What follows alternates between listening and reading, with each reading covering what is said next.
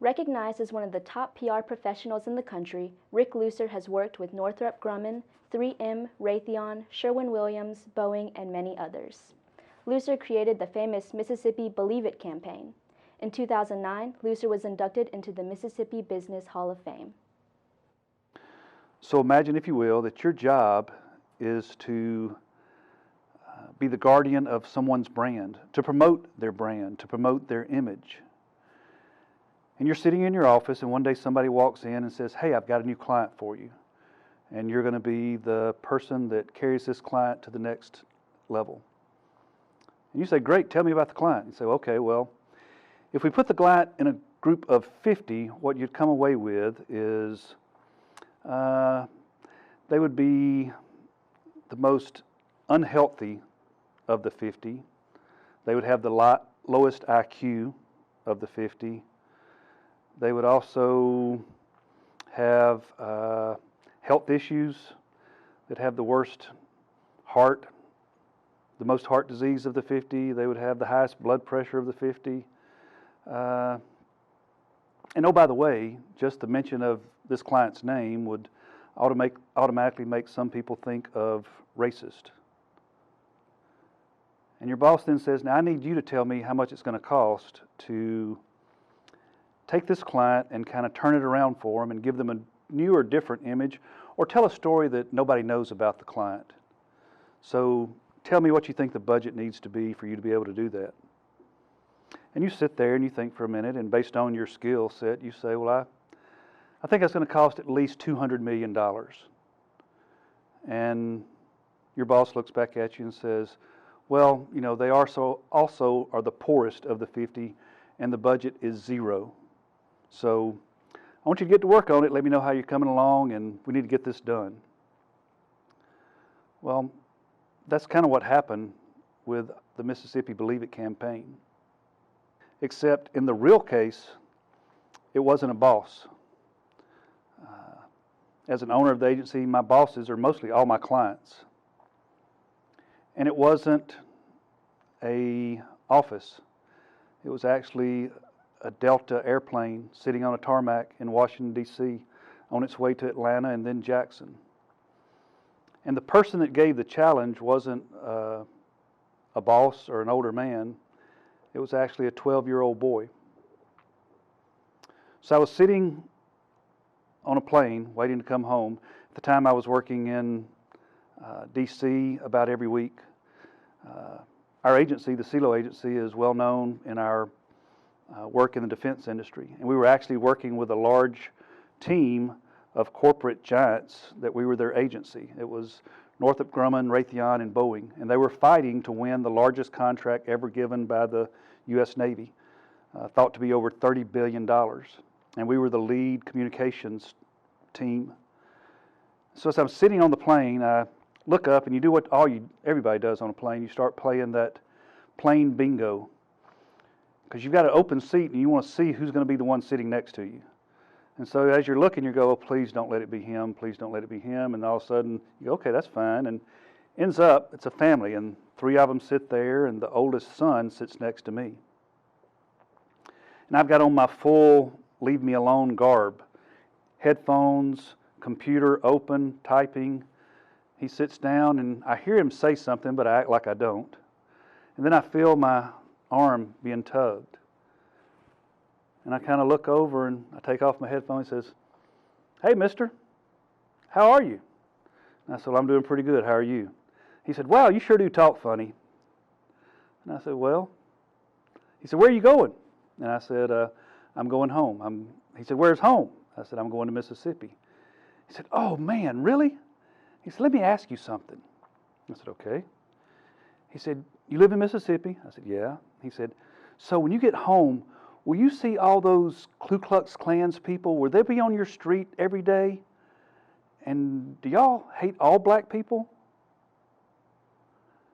And I sat there for a second, kind of sunk in, and I just kind of looked at him. I said, "Well, why would you ask that?" And he said, "Well, I have been studying American history, and we're studying civil rights, and I've seen Mississippi burning, and all the old news footage shows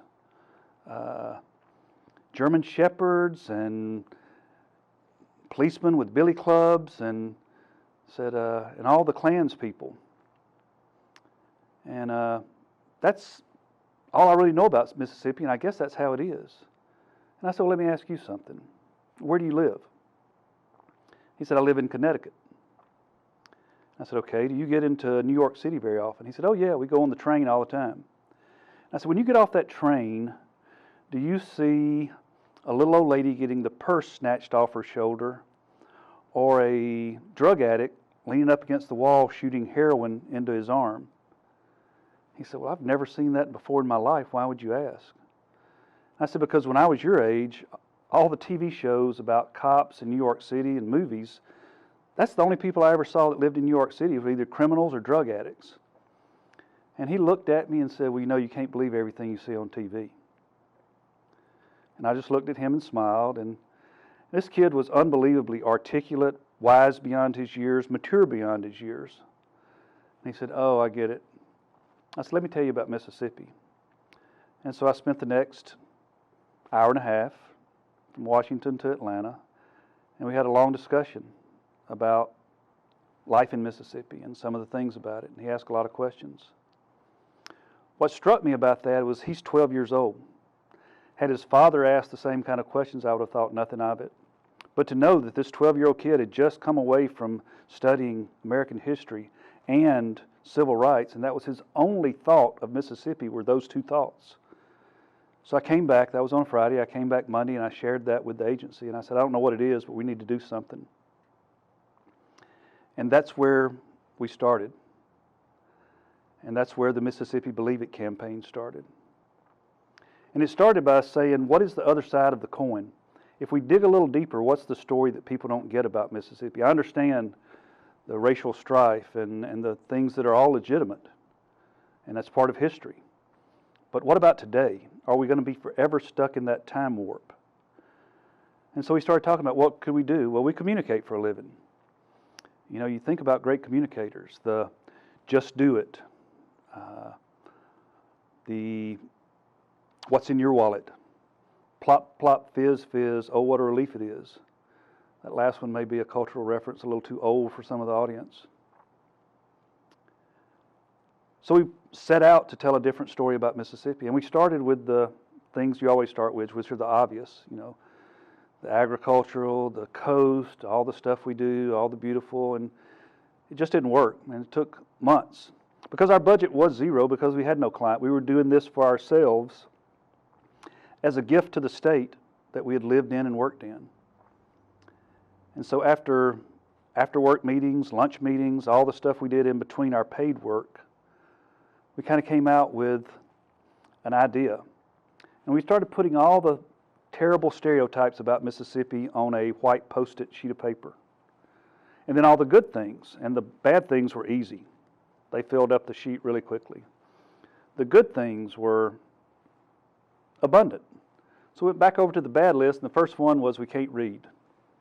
And somebody in the room, and it's still up for discussion who that was, said, well, not only can we read, we have some of the most famous and read authors in the country, in the world.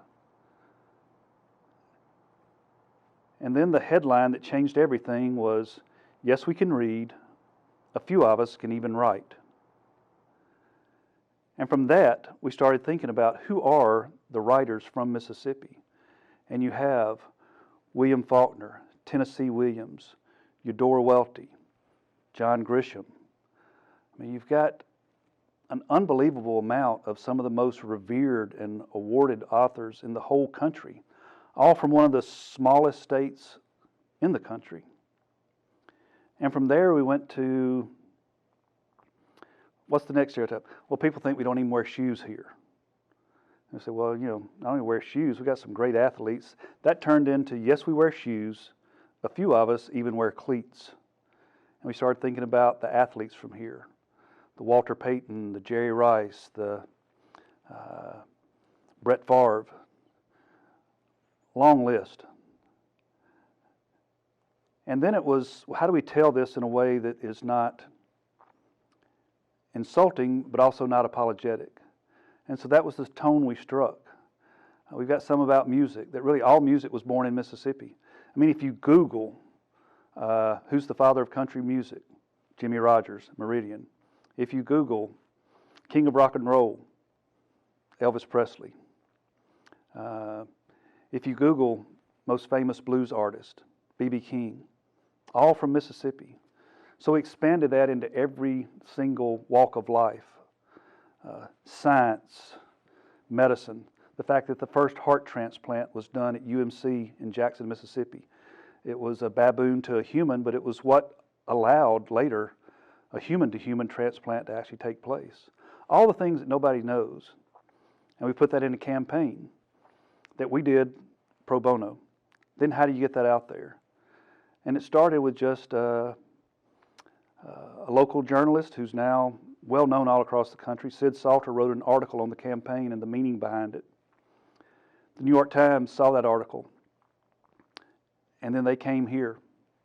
And from that, the Today Show sent a crew and spent 3 days in Mississippi writing about the campaign.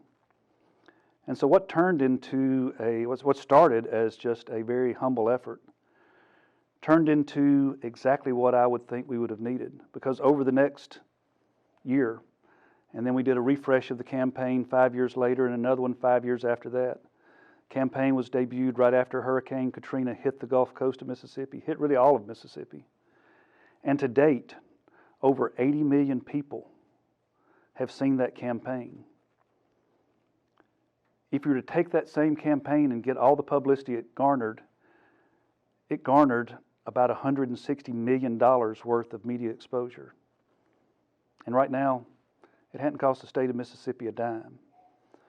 But what made this work was being able to tell a story, to dig deeper, to look beyond the surface and dig down into the things that people don't know. Now, will people see one of these ads and go, oh wow, I am completely changed forever about how I feel about Mississippi? No, that doesn't happen. But what it can do is give that aha moment, oh wow, I didn't know that.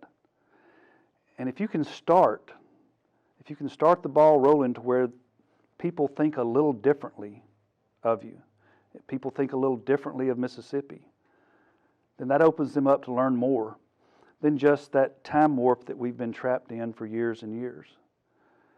And so I think any good story can't be just the first thing that comes to your mind. It has to be how you develop it, how you tell it, who the audience is. And this Mississippi story has reverberated all across the country. And it has really changed, in my estimation. It has changed how people think of Mississippi and how Mississippi, more importantly, how they think of themselves. The last thing we did was turn it into a lesson plan. We hired 2 teachers that spent the whole summer taking every single ad and made it into lesson plans for 4th graders for free throughout the state of Mississippi. And if you go to MississippiBelieveIt.com right now, you can download all those lesson plans and you can see them yourself. It takes every one of them and tells the whole story. And all of them are approved for credit for 4th graders. And so a good story can do more than you ever thought it could do and can take you places where you never thought you could go. And that's what Mississippi Believe It has done for the state of Mississippi.